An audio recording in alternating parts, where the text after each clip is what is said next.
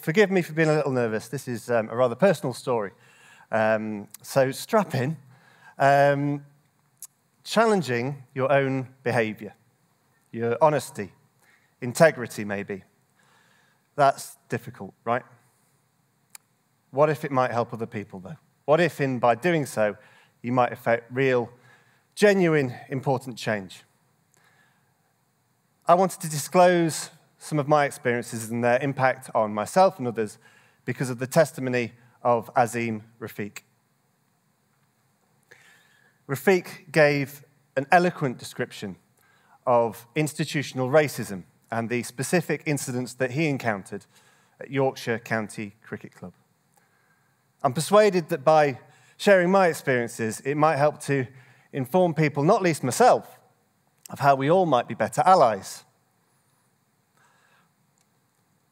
I began playing for Nottinghamshire County Cricket Club at the age of 10 and went all the way through until I was 20. I then moved down to Sussex Cricket in the south of England.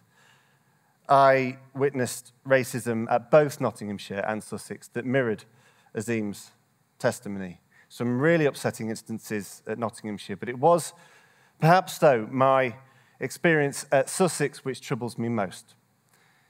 It's troubled me to the extent that I've chosen now to externalize long-held frustration, anger, sadness, and personal guilt that I hope some good might be born.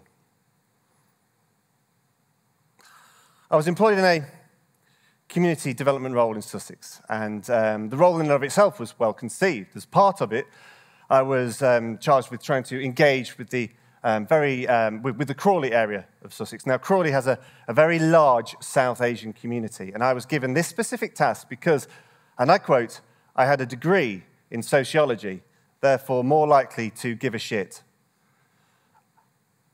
It wasn't perfect. I was not good at this job, truth be told, but I was determined. And I was angry. I was angry that there was a need for me in the first place, and nothing of any note had been done previously. I'd worked with some amazing people within that community, and I gave my proposal to the board. Now, my proposal was not one of substance. It was to make a point at the time, but I regret it now. But if the board, the powers that be, if they didn't have the will, just the will, and when I say the board, yes, the board made up solely of old white men, but if they didn't have the will to enact actual change, genuine change, then what was the point? Nothing would happen. It would just be lip service. Just the will to welcome that very large South Asian community into the existing structures of the sport that I loved, so that they could be a part of it, so that we could all be a part of it. I was laughed at. I was dismissed, moved aside, told that there was no appetite for what would mean a cultural shift. I left Sussex in 2010, angry, embittered, exhausted. I could not make a difference. I couldn't raise my concerns any higher than those subject to them. It had a very real effect on my mental health at the time. I was incoherent. I made some really bad decisions, some really, really bad ones. And when it came, Rafiq's testimony acted as a trigger, and my health deteriorated for days, weeks after. And I used the word exhausted. It seems right. I was exhausted. But I am a middle-class white man. I have never had a racist remark directed at me. Horrifies me how people who are subjected to racism might have felt under such circumstances. When Rafiq's testimony came, it made me question my own behavior. It made me uncomfortable. It made me realize that I have said things in the past, maybe in jest, and certainly with no hate in my heart, but they have undoubtedly compounded the issues that people who are subjected to racism face. I have been ignorant of the impact of my words. If I feel like that, as someone who stood up to racism, called it out his whole life, certain I was anti-racist. If I feel like that, if I know that I have to change aspects of my behavior, what might that mean in us trying to change other people? It was upsetting in the immediate aftermath of Rafiq's testimony to see the denials and the contrition, but it was not a surprise. It made many people more determined, not least myself, and I'd ask everybody what they might be able to do to affect positive change. For me, it was this. There's not a person among us who hasn't made a mistake. We can all recognize that, right?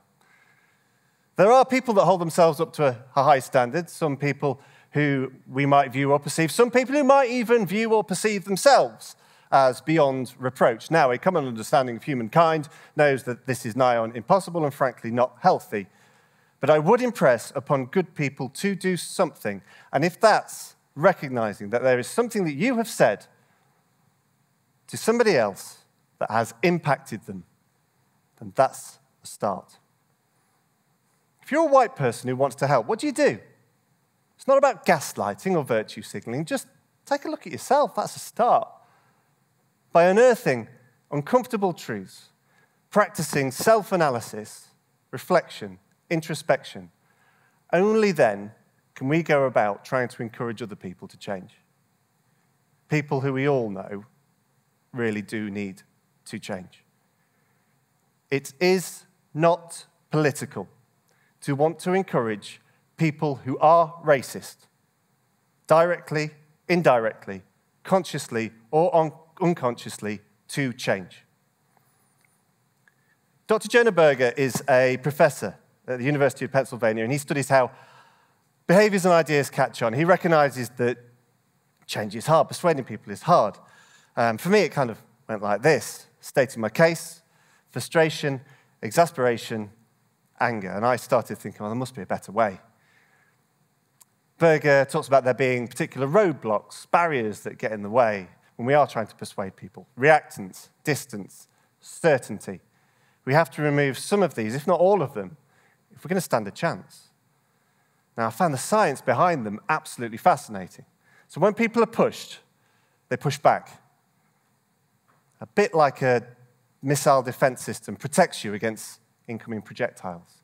People have this innate anti-persuasion system radar that kicks in when they realize that people are trying to convince them. I'm well aware it's happening in some of you right now. Now, to lower these barriers, we must encourage people to persuade themselves. So, warnings become recommendations. People are asked to consider something as opposed to being forced to listen to it, to watch it, to read it, etc. Sometimes called the power of tactical empathy. And this process starts with from whom the persuasion comes, a kind of get your own house in order approach. Self-introspection, analysis. Now that's scary. It was for me. I already knew I was an idiot, an utter idiot. I have done things and said things in my life that have got me into so much trouble. Why on earth, then, would I want to go through a process that would undoubtedly confirm that I was, in fact, even more of an idiot than I'd originally thought? Well, because it's important. I had to break this cycle of regret, exhaustion, so I could get on with trying to help, frankly. Introspection. The act of looking back upon things that you've done and said in your life, both good and bad. I was told that it would make me calmer, make me think more efficiently about my mistakes. It did do that. But what it did do, importantly, I think, is it helped me to plan to make up for those mistakes. Even more so, I was determined then to try and build a sense of empathy, try and build common ground with people who, well, quite frankly, would do better by recognizing their mistakes. Berger talks about there being, or that we need to evaluate actions and words so that a new idea can be born. By remembering something that you might have said in your past, knowing what we know now and the likely impact of those words then and now, we can go about changing attitudes and behavior in the present day. In the immediate aftermath of Azeem Rafiq's testimony, predictably, Many things about Azeem Rafiq's past and what he'd said and done were unearthed by the media, notably some past WhatsApp messages that were undoubtedly anti-Semitic. Now, this coincided with me getting in touch with a former friend with whom I'd worked with in cricket, and we used to have discussions, arguments about his views back then, and I asked him how he felt in the aftermath of all this coming out. He recognised his past prejudices, he recognised his past discriminatory behaviour, but what was striking was his willingness to act now, and that his past mistakes shouldn't be a barrier for him to do good now. And he cited Azeem Rafiq's mistakes and his subsequent efforts to educate himself on anti-Semitism and his evident contrition. The last words he said to me before I did this will resonate with me forever. He said he was sorry. He said he was sorry for being racist. I must recognise that there was more that I could have done back then. Sociologist Sadeo Malaku writes that the time to act is, of course, always now. It is because of the eloquent, visible, vocal protests of people of colour that I felt compelled to stand here today. But because people from underrepresented groups might need some allies, perhaps allies like me, allies from groups that are not underrepresented. We all have an opportunity to support change. I would say that the likes of me have a responsibility. It's a change that will affect us all, be good for us all. 2 practical recommendations. 1, choose one thing that you can start doing that will make people's lives easier. 2, pick one thing that you can just stop doing, just stop it, that will make people's lives easier. We must learn from the past. Azeem Rafiq met Holocaust survivor Ruth Barnett, who came to England from Germany at the age of 4. In response to Azeem's past messages and his subsequent efforts to educate himself and his contrition, she said this: I've said nasty things about people. We all have. We all have flaws. It can be very difficult to forgive yourself. The important thing is we take the opportunity to learn. It means the world to me that Azeem Rafiq is here today in this room, and I want to thank him personally. We needn't be part of the problem. We can be part of the solution. Now, I haven't told you yet just what type of cricketer that I was. Well, I was a shit one. I can't do anything about that now. I really can't. But I hope, as I hope you will do too, I have a few more years left to try and be a better human being and just help a few people out. Thank you.